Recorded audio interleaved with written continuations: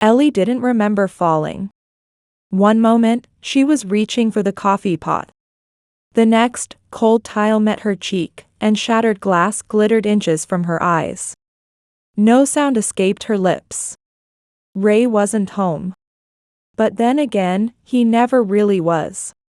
As darkness crept in from the edges of her vision, one chilling thought echoed louder than the siren in her chest. Was this what it took, for someone to finally notice? Eleanor Harmon, Ellie to those who knew her, woke up at 5:30 a.m., as she always had every morning for 35 years. She moved in silence, brewing coffee, setting the table, and smoothing out the already tidy living room. Her body no longer needed instructions. Routine had long replaced intention. She prepared her husband Ray's breakfast by 6:45 a.m. The newspaper lay folded by his plate, just how he liked it. "Ray? Breakfast is ready," she called upstairs. There was no answer. She didn't expect one. He came down with slow, heavy steps, sat without looking at her, and raised the newspaper like a wall. "Thanks," he muttered, a sound more than a word. Ellie tried to talk to him by saying, "Maybe we could have dinner together tonight? I found a new recipe." "I can't," Ray cut her off, his eyes still on the paper. "I have a meeting with Johnson about Westfield. Might run late." It was the third of such a meeting this week. She turned to the sink, trying not to hear the silence that followed. After he left, Ellie stood by the window and watched his car disappear. Years ago, he would have kissed her goodbye. Now, she couldn't remember the last time he had. At the library where she worked part-time, rows of books and murmured thanks offered quiet comfort. An elderly man said, "You saved my week, Mrs. Harmon." Small gratitudes like that kept her afloat. That afternoon, Lorraine walked in with flowers in hand. "For the reading nook," she said, though her eyes were fixed on Ellie. "You look tired." "Just not sleeping well," Ellie murmured. "And Ray? Treating you okay?" Ellie paused. "He's busy. Westfield's keeping him occupied." Lorraine didn't press. "Come to the shop tomorrow. I've got some tea that might help." Later, while sorting Ray's laundry, something slid from his golf bag. A floral-patterned handkerchief, delicate, unfamiliar. Not his. Not hers. As Ellie held it, Ray appeared. "What are you doing?" His voice was sharp. She held up the cloth. "I found this in your bag." Ray's jaw tensed. Someone must have left it on the course. He snatched it back and zipped the bag with unnecessary force. "You shouldn't be going through my things." Something inside Ellie shifted, cracked, a hairline fracture in a foundation once thought solid. That night, she sat alone at the dinner table. Her plate went cold. The only sound was the tick of the grandfather clock. It was a wedding gift that had become the sole witness to her solitude. Then, the phone rang. It was Wesley, her son, calling from Chicago. "Mom, how are you?" "I'm fine, sweetheart. Just finished dinner." The lie slid out with practiced ease. "And Dad?" "Working late." "Mom, you'd tell me if something was wrong, right?" She gripped the table edge. "Of course." After the call, she stood by the window, watching neighbors return to warm homes, embraces, and voices. Across the street, a man hugged his wife in the driveway. Ellie turned away. In the bathroom mirror, she saw it, the dark crescents under her eyes, the smile she didn't recognize. She opened the cabinet and reached for the sleeping pills she'd been prescribed months ago. As she shut the door, Ray's reflection appeared behind her. "What are you taking?" he asked. "Just something to help me sleep." "You're always tired." "Probably all that medication." The doctor prescribed them. Doctors prescribe everything these days. He turned around. "I'm watching the game downstairs." Later in bed, Ray snored softly beside her. Ellie lay still, staring upward. They used to talk about their dreams, fears, plans. Now they only shared silence. "What more do you want?" he'd once snapped. "I work. I provide. We have a house. Money. Food. What else could you possibly need?" She had no answer. Not one he'd hear. So she stopped asking. And in the darkness, she curled inward around the ache that grew a little heavier each day. The dizziness began as fleeting moments, just brief, disorienting waves when Ellie stood too fast. Then came the fatigue, a crushing exhaustion that no amount of sleep could touch. Her clothes began to hang from her body, the weight slipping away without permission. She dismissed it at first. There were always tasks demanding her attention, library events, birthday packages, Ray's ironing. Her health felt like a luxury she couldn't afford. But one morning at the library, as she reached for a book high on the shelf, the room tilted violently. She grabbed the bookcase, knuckles white, until the spinning passed. "Mrs. Harmon," a young assistant said, touching her elbow. "You're very pale. Are you all right?" Ellie gave a practiced smile. "Just stood up too fast. I'm fine." That evening, she mentioned the dizziness to Ray, who flipped through channels without looking at her. "Did you eat today?" "A salad at lunch." "There's your problem," Ray muttered. "Not enough protein. Women and their diets." "It's not a diet," she said quietly. "I just haven't been hungry." Ray glanced at her, noted her thinning frame, then turned back to the screen. "See a doctor if it keeps up. Probably just menopause." The casual dismissal stung, but Ellie had learned that pressing Ray only led to silence. The symptoms worsened over the following weeks. Her hair clogged the shower drain. Her hands trembled as she shelved books. Her heart raced after a single flight of stairs. Sleep became a stranger, her thoughts spiraled in the dark. "You look terrible," Lorraine said bluntly at the flower shop. "Seen a doctor?" "It's nothing," Ellie replied. "Just a bug. For 3 months." Lorraine snapped. "Ray thinks it's menopause?" "And Ray's a doctor now," she added, feeling Ellie's cold hands. "If he won't take you, I will." Ellie promised to go, but never did. She was afraid of what a doctor might find. And was even more afraid that Ray wouldn't care. One night, reaching for distraction, Ellie found a leather-bound journal hidden behind books. Her younger handwriting spilled across the pages, dreams of teaching, reading programs, hope. One entry, 2 weeks before her wedding, caught her eye. "Ray says I can still teach after we get married. He loves my passion for kids' books. We'll open a bookstore someday." Tears blurred the ink. That girl felt like a stranger now. When had she stopped wanting anything for herself? The next morning, she awoke with a pounding headache. Her vision blurred at the edges. Ray was already gone. She moved slowly, bracing for another dizzy spell.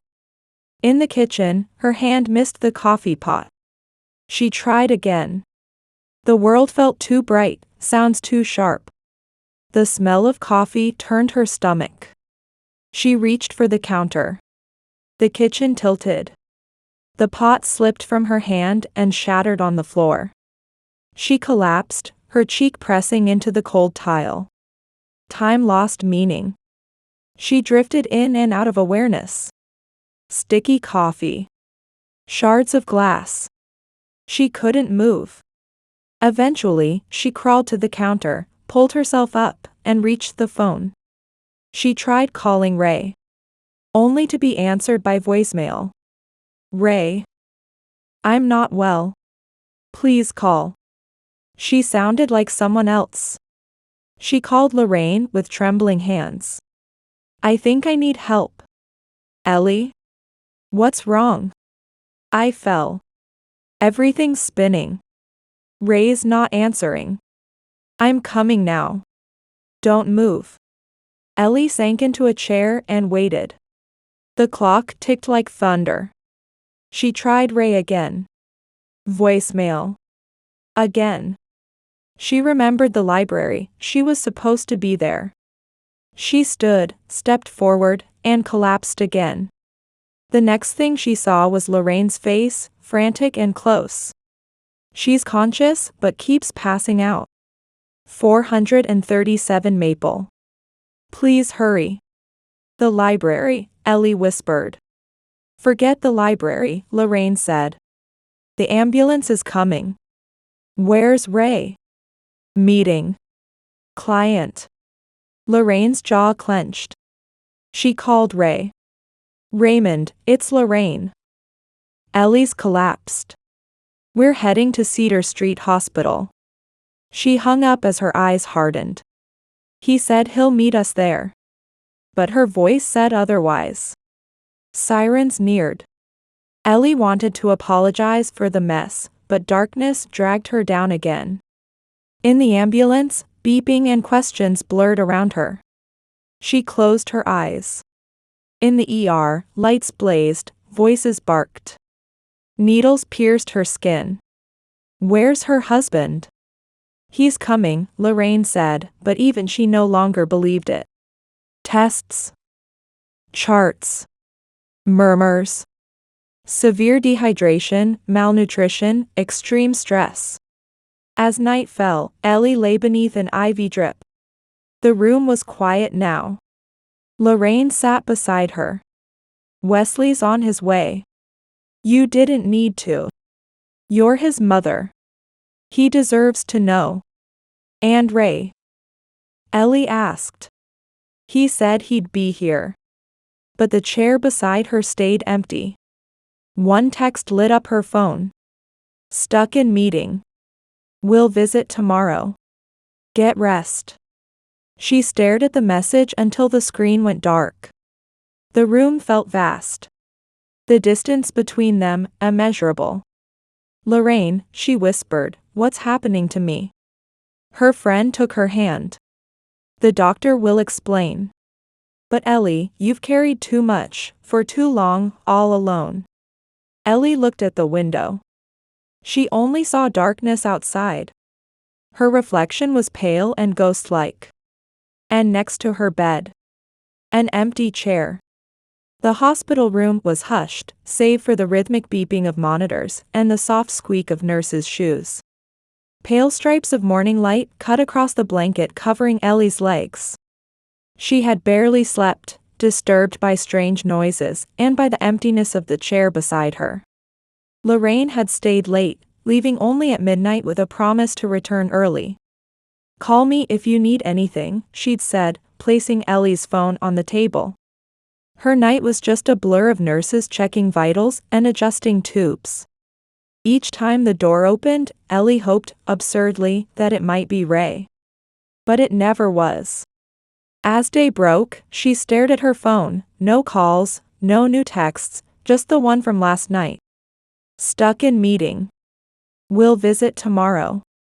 Get rest. Tomorrow had come. Would he come? Or would a tomorrow move again? Then, there was a knock at the door.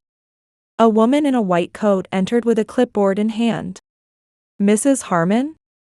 I'm Dr. Vivian Mara. Her tone was gentle, but her eyes sharp. How are you feeling this morning? Better, I think, Ellie said. But it wasn't true. The dizziness had faded, but her bones felt hollow. Dr. Mara checked the machines, then took a seat in Ray's empty chair. Your vitals are stabilizing. The fluids are working. So I can go home? Ellie asked, already thinking of chores and obligations. Dr. Mara paused.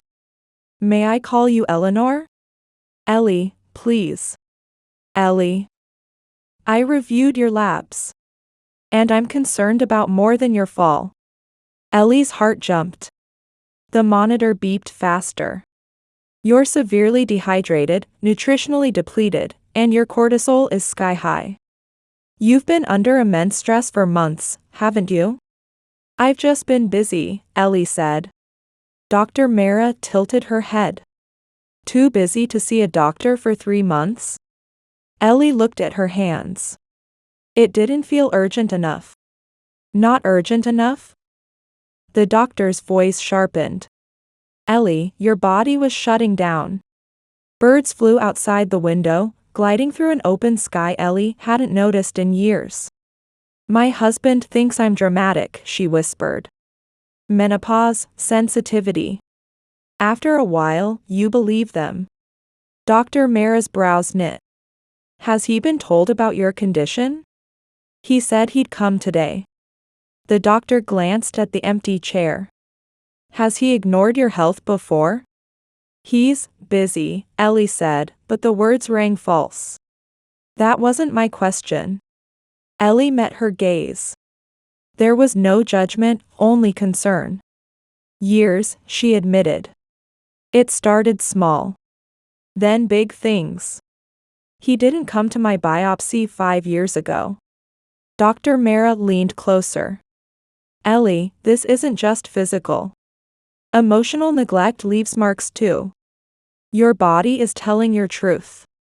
Tears sprang from Ellie's eyes. Decades of silence, of minimizing herself, suddenly cracked wide open. Had you waited any longer, it might have been too late. Ellie sobbed silently. Dr. Mara handed her a tissue. I've done everything right, Ellie whispered. Why wasn't it enough? Because no one met your needs, the doctor said. But you matter, Ellie. You do. The dam inside her broke. The door burst open. It was her son Wesley, pale and breathless. Mom. He wrapped her gently in his arms. You didn't have to come. Of course I did, he said. I caught the first flight. He turned to the doctor. What's going on? Dr. Mara explained the results. Wesley's jaw clenched. This has been happening for months? You never told me. I didn't want to burden you, Ellie murmured. He knelt by the bed. You're never a burden. Where's Dad? Lorraine appeared at the door, holding a small bag. At the country club, she said flatly. I saw his car. She showed a photo of Ray, playing golf and grinning. He said he had a meeting, didn't he? Ellie stared at the screen. It all made sense now. Not an affair, just indifference. She simply didn't matter enough. What kind of man skips the hospital? Wesley demanded. Dr. Mara stood up. I'll give you privacy. I'll be back later. She turned at the door. Remember, you matter. After she left, silence returned. Wesley stared at the photo. He always makes excuses. He missed my graduation for work. He was just playing golf. I'm calling him. Don't, Ellie said in a firm voice. Please. He knows where I am. He chose not to be here. Right now, I choose to heal. Lorraine took her hand. Ellie, you matter. You've always been. He was just too selfish to see it. By evening, the room had changed. Wesley worked quietly on his laptop. Lorraine placed framed photos and Ellie's cardigan nearby. A nurse added extra pillows without being asked. Dr. Mara returned with a treatment plan. You need therapy and a support group. You're not alone, Ellie. Many women endure this invisible suffering. Until something breaks. What do I do now? Ellie asked. First, you heal. Then, you have choices. When the doctor left, Ellie's phone rang. Ray's name lit the screen. She silenced it and laid it face down. You're not answering? Wesley asked. Not right now. I'm resting. Doctor's orders. Lorraine smiled. Look at you. Finally putting yourself first. A text buzzed. Busy all day. Might come after dinner. Wesley rolled his eyes. How generous. Ellie exhaled and felt calm return. The fury had burned off and clarity settled in. Outside, the sunset painted the sky in gold and violet. Branches swayed gently. Life moved forward. What are you thinking? Wesley asked. Ellie looked at him, her son, her anchor. I'm thinking. I have choices. Night arrived. Ray didn't. The chair stayed empty. But this time, it didn't hurt. Hope lived where sorrow once did. 3 days after her collapse, Ellie stood in the hospital corridor, waiting to be discharged. She felt stronger physically, the fluids, rest, and proper nutrition had worked wonders, but it was the internal change that surprised her most.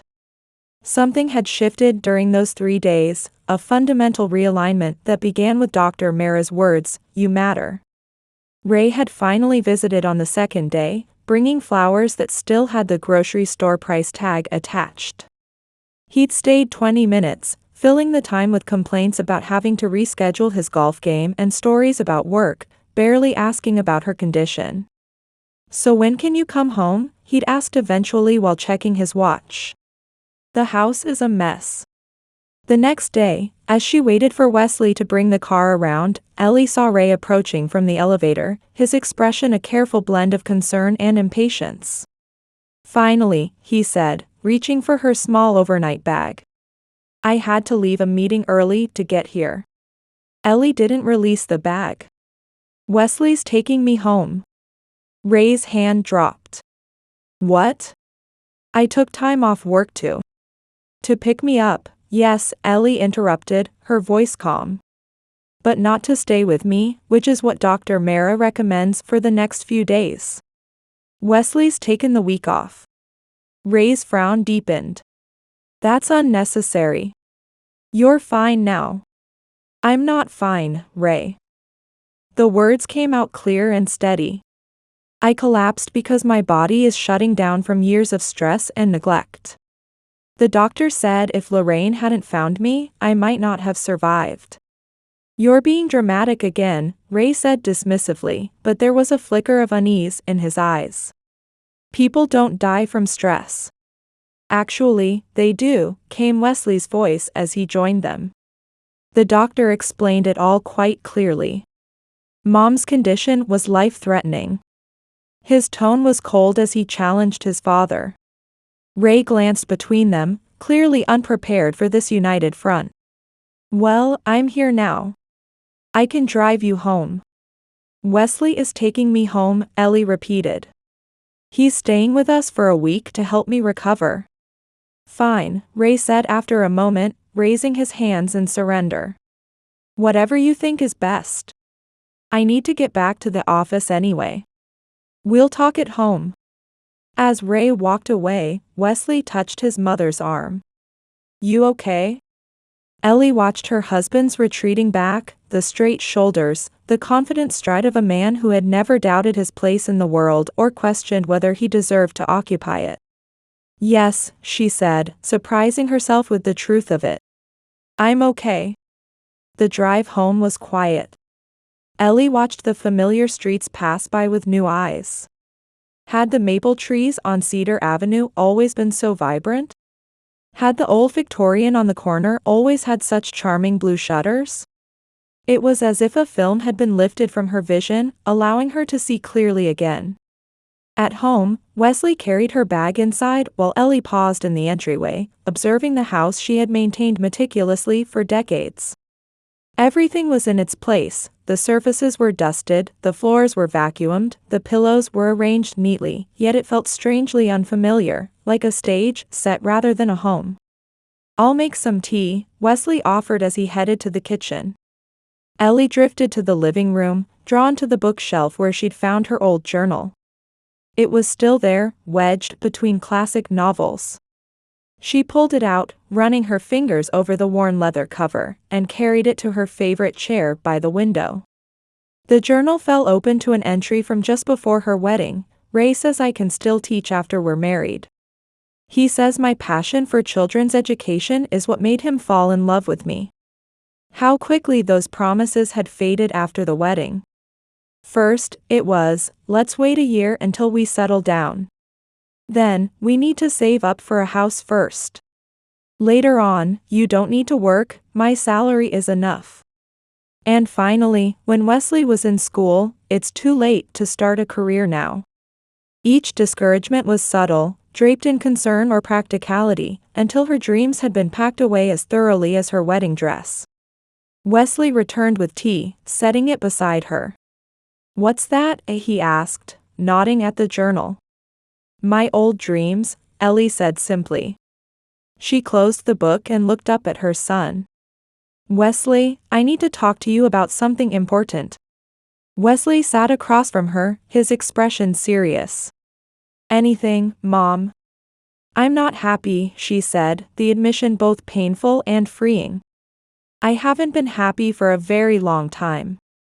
"Because of Dad," Wesley said. It wasn't a question. Ellie nodded. "Partly. But also because I lost myself. Somewhere along the way, I stopped believing I deserved more than this." She gestured around the immaculate, empty house. "What do you want to do?" Wesley asked, leaning forward. "I need space to think. To remember who I am without your father's influence." She took a deep breath.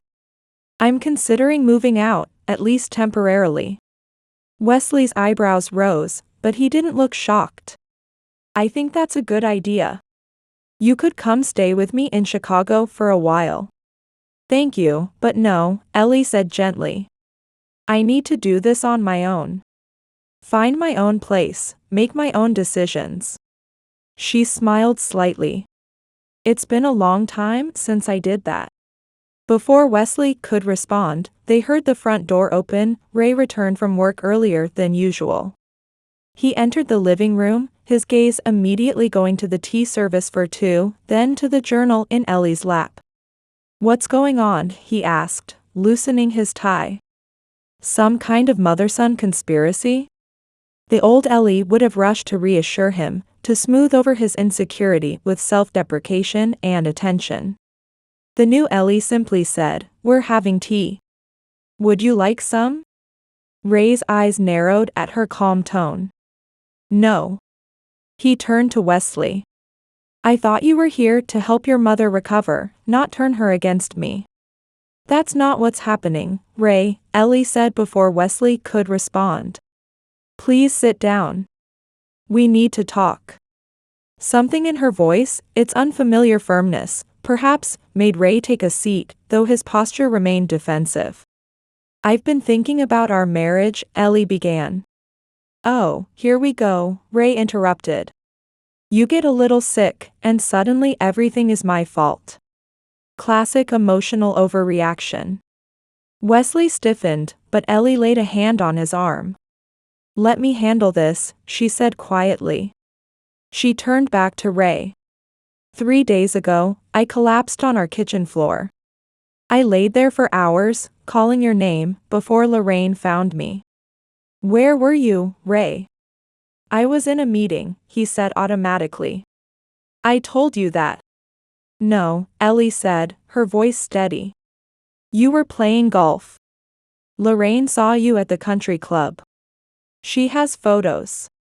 Ray's face flushed. "She's spying on me now? And you believe her over me?" "The truth isn't a matter of belief," Ellie said. "It simply is. You weren't in a meeting. You were playing golf while I was being rushed to the hospital. One time. I miss one emergency in 35 years of marriage, and suddenly I'm the villain?" Ray stood, pacing angrily. "Do you know how hard I work to provide for this family? The stress I'm under? And the one time I take a break." "It wasn't one time," Wesley cut in, his voice hard. It's been your pattern my entire life. You missed my graduation to play golf. You missed mom's surgery 5 years ago for a business trip that turned out to be a fishing weekend. You've been putting yourself first for decades. Ray's face darkened. That's not fair. I've given this family everything. Except yourself, Ellie finished softly. Except your presence, your attention, your emotional support. What is this, therapy lecture? Ray scoffed. Since when do you need emotional support? You've always been fine. You've never complained. Because you taught me not to, Ellie said. Every time I expressed a need, you dismissed it. Every time I was sick, you minimized it. Every time I wanted something for myself, you explained why it wasn't practical. She picked up the journal. Do you remember telling me I could still teach after we were married? That you loved my passion for education? Ray's expression faltered slightly. That was 35 years ago. Things change. Yes, Ellie agreed. They do. She set the journal down and straightened her shoulders. Which is why I've decided to move out. The words hung in the air. Ray stared at her as if she'd suddenly started speaking a foreign language. Move out, he repeated. Don't be ridiculous. Where would you go? What would you live on? You're being impulsive because you're not thinking clearly. I've never been thinking more clearly, Ellie countered. I have my own savings account from my library job. It's not much, but it's enough for a small apartment. Lorraine has already helped me find a place. Ray's expression shifted from disbelief to anger. So this is all planned out? Behind my back? He turned to Wesley. And you're supporting this madness? This isn't madness, Dad. This is Mom finally standing up for herself after years of being invisible to you. Ray ran a hand through his hair, his certainty visibly shaken. For the first time, Ellie saw fear in his eyes, not fear of losing her, she realized, but fear of losing the comforts she provided. The meals, the clean house, the perfectly ironed shirts, the administrative support of their life together. What am I supposed to do without you here? Ray demanded, confirming her realization. Who's going to take care of the house? Make dinner? Handle all the things you do? You'll learn, Ellie said simply. Just like I'm learning to put myself first for once. This is absurd, Ray said, his voice rising. You want to throw away 35 years of marriage over what? Because I didn't rush to the hospital fast enough? Because I'm not emotional enough for you? I protected your life for 35 years, Ellie said, her voice steady. Now it's time to protect mine. What's that supposed to mean? What do you think I'm missing here? Ray demanded, his voice rising. I work. I provide. The house, the car, everything, what more could you possibly want? Love, Ellie answered simply. Respect.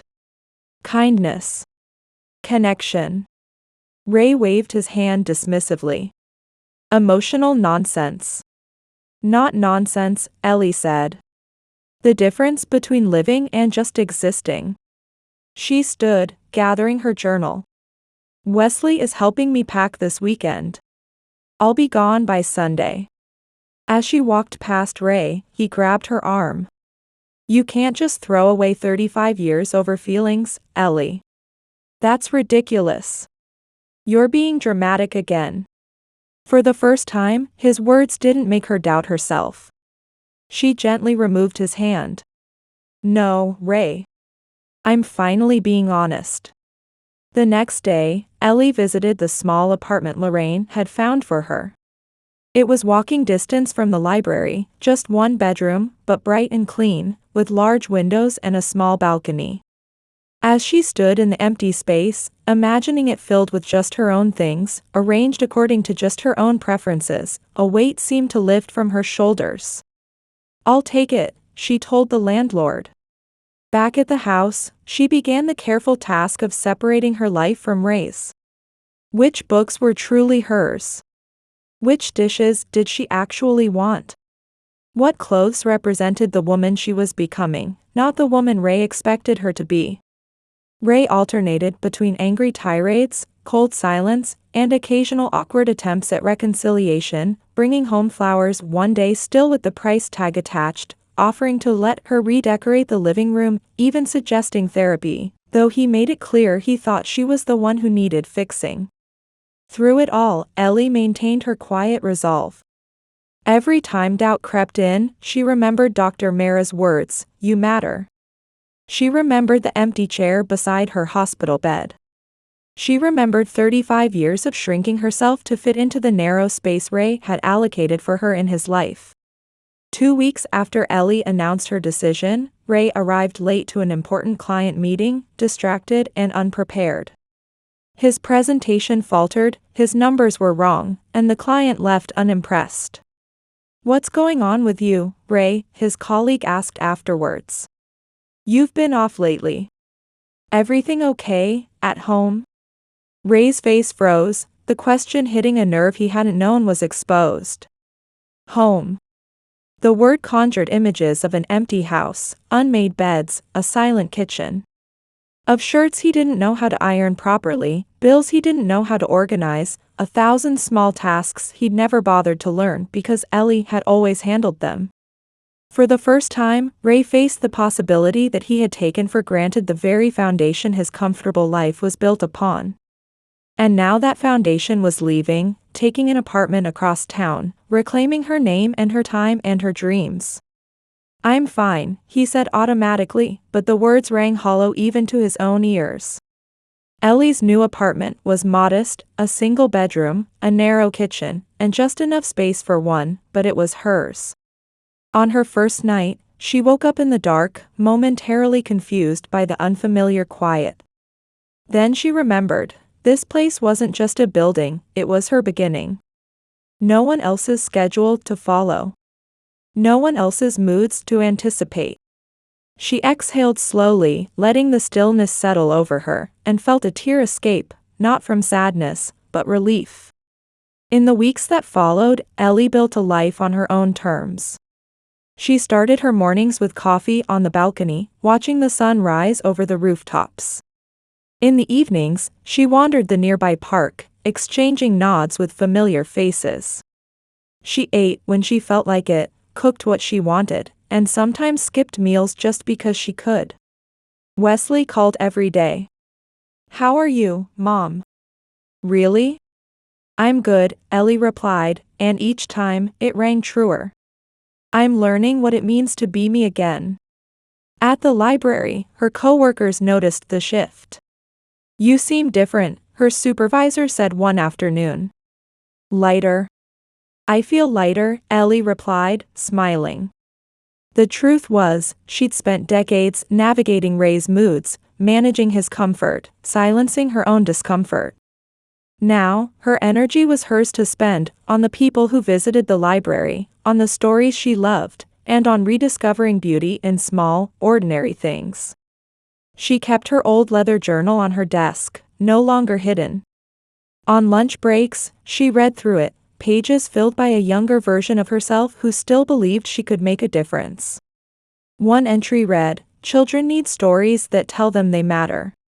That they're strong, clever, worthy. I want to be someone who opens that door." Inspired, Ellie pitched an idea, a children's reading circle that used stories to build self-esteem. "I always wanted to teach," she admitted to her supervisor. "And I think it's not too late." Her supervisor's face lit up. "We've needed something like that for years. Why didn't you say something sooner?" Ellie hesitated.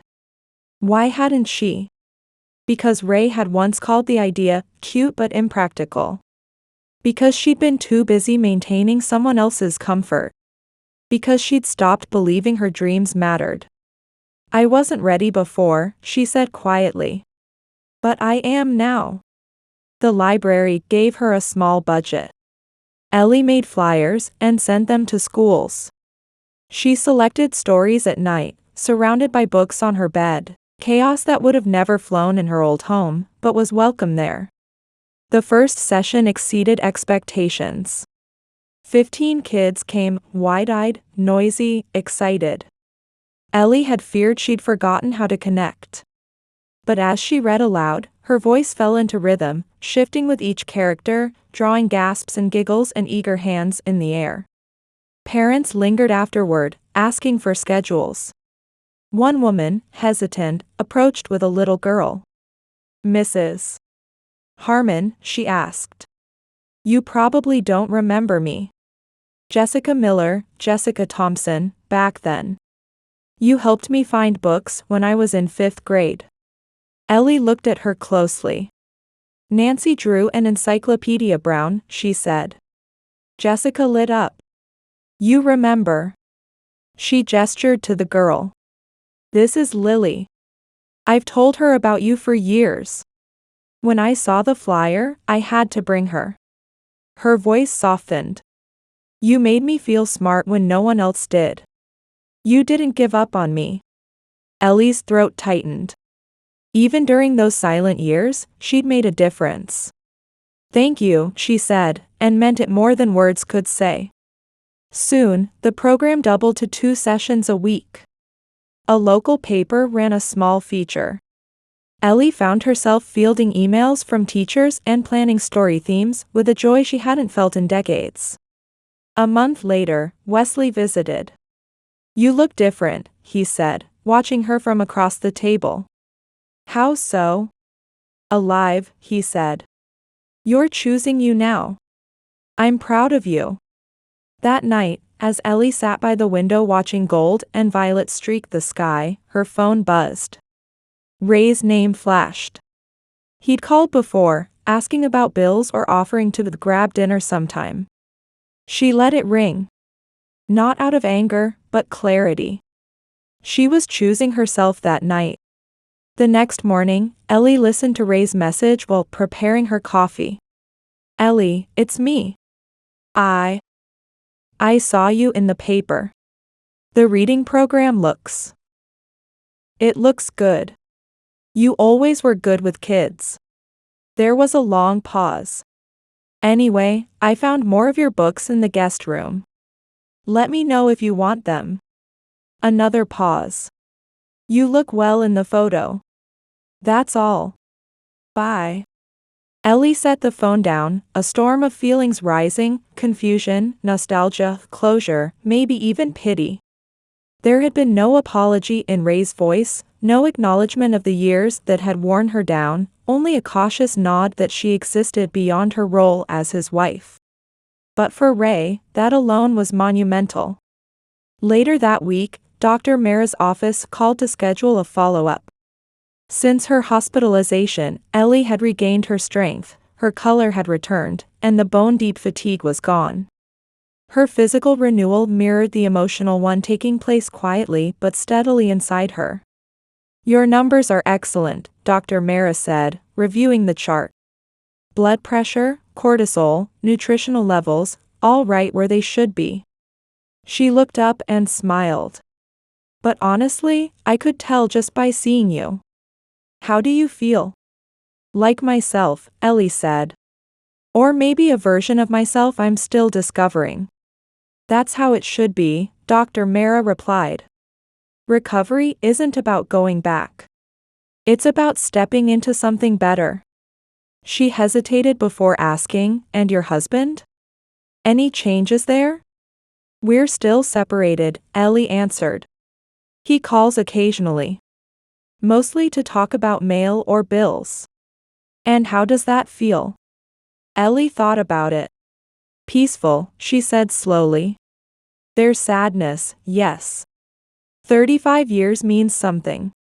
But mostly, I feel unburdened. I didn't know how heavy everything was until I put it down." As summer melted into fall, Ellie's reading program grew again, this time adding sessions for children learning English as a second language. The library organized an open house to celebrate the initiative and invited community leaders and local press. Lorraine helped Ellie pick a dress, a soft blue that made her eyes pop, a bold shift from the beige tones of her past.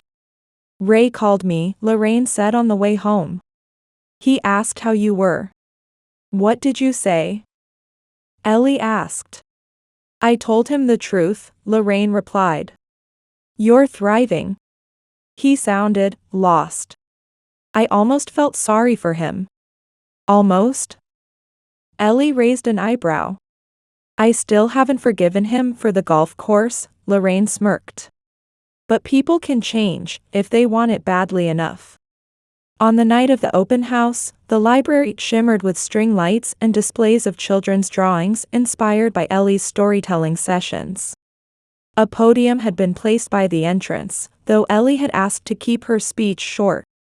As she welcomed guests and greeted children, she sensed someone at her side. She turned and saw Ray. He looked older, smaller somehow, though his suit was crisp and well kept. Ray, she said, surprised. I didn't expect you. Lorraine mentioned it, he said without his usual confidence. I hope that's okay. Of course, she replied, gesturing toward the scene. What do you think? Ray scanned the room, children proudly presenting their art, parents chatting, staff moving gracefully. It's impressive, he said. You've built something really good. The simplicity in his words gave them weight. Thank you, Ellie said quietly. A silence stretched between them. I miss you, Ray finally said. The house feels empty. Ellie searched his face. The man she had once adored was still there, faintly. But something inside her had changed. She could no longer ignore what she had learned to need. I'm sorry, she said gently. But I can't go back to how it was. Ray nodded slowly. And if things were different? Before she could respond, the library director stepped to the podium. Ellie gave Ray a small nod and moved away. The director introduced her with warmth, highlighting the program's achievements and Ellie's impact on the community. As applause rippled through the room, Ellie stood still, aware of Ray's gaze from the back. This life was hers. When she spoke, her voice was calm and grateful. She thanked the library, the parents, and the children for trusting her. When she looked back again, Ray was gone. That night, the event aired on local news. Across town, Ray sat alone in the quiet house, the television casting a pale glow. The camera showed Ellie, surrounded by children, reading with energy and joy. The anchor praised her program and dedication. Ray stared. He hadn't really seen her in years, not like this. Vibrant. Alive. Unstoppable. He reached for the phone. Then stopped. He finally understood what she had tried to say. But now, the light on the screen faded, and she was gone. 6 months later, Ellie stood at the front of the community center, surrounded by children and parents gathered for what had grown from story hour into a full literacy initiative.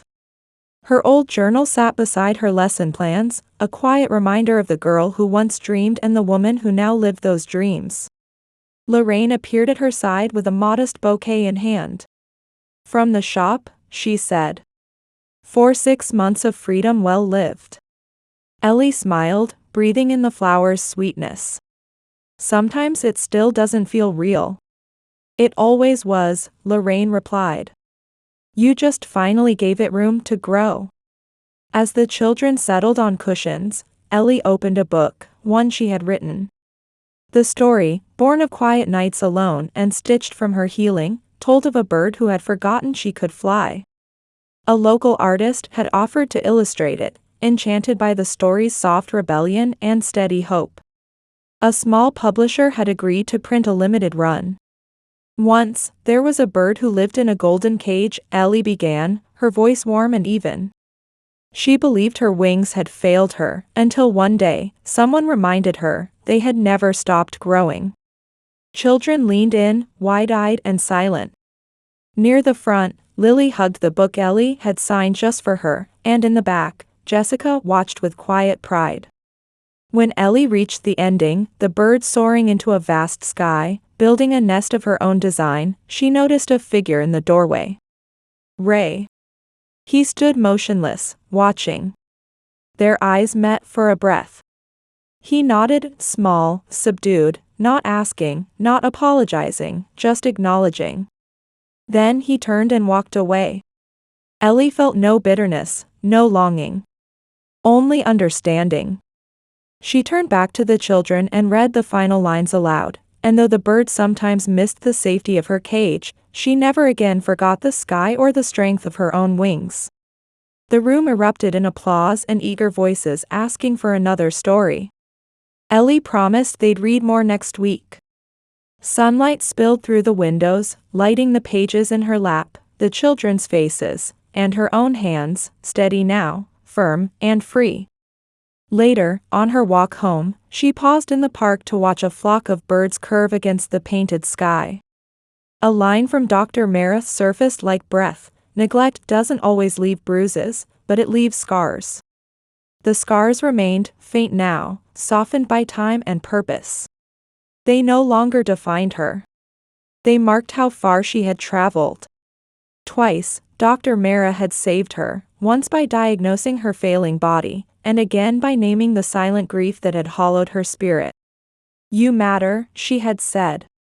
Ellie believed it now, not just in her mind, but in her bones.